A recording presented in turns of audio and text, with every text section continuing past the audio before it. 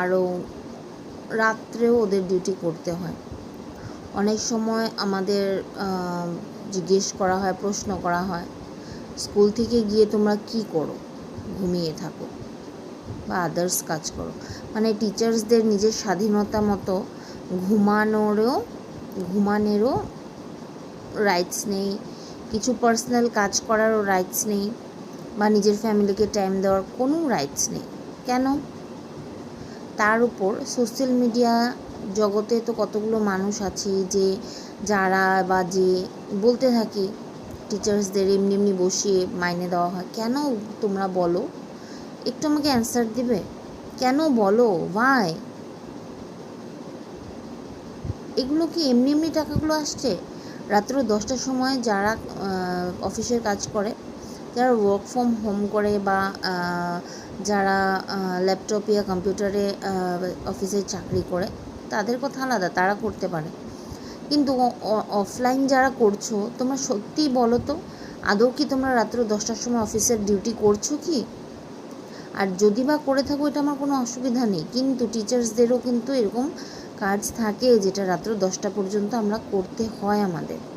কেন তোমরা এইভাবে বলো সবাইকে?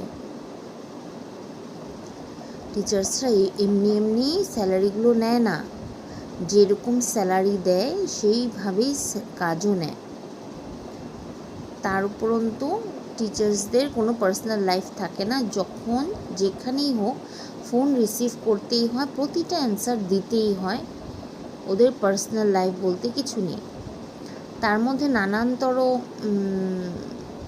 অফিসিয়াল বা ধরো কি বলবো, টর্চারিং আছে, যেগুলি বলা যায় না, যেগুলো শেয়ার করা যায় না। তো প্লিজ কাইন্ডলি রিকোয়েস্ট করবো আমি সবাইকে, তোমরা কেউ সোশ্যাল মিডিয়া বা অন্য কোনোখানে বলো না যে টিচার্সদের কোনো কাম নেই। ওকে, সব টিচার্সদের কাম আছে।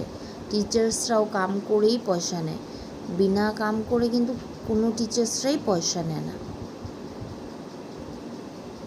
আজকের জন্য এতটুকুই বলার ছিল। জানি না আমি এই ভিডিওটা কেন বা কার জন্য বানিয়েছি, কিন্তু রিকোয়েস্ট করব প্লিজ তোমরা সোশ্যাল মিডিয়াতে এসে এগুলো বলো না। কেন কষ্ট হয় সারাদিন এত হার্ডওয়ার্ক করে, এত কথা শুনে, তারপরেও এক্সট্রা টাইম দিয়ে বাচ্চাদের ভালোবেসে আদর করে, তাও যদি এগুলো শুনতে হয়, মনের কোনো একটা অজানা জায়গাতে ভীষণ কষ্ট হয়, দুঃখ লাগে।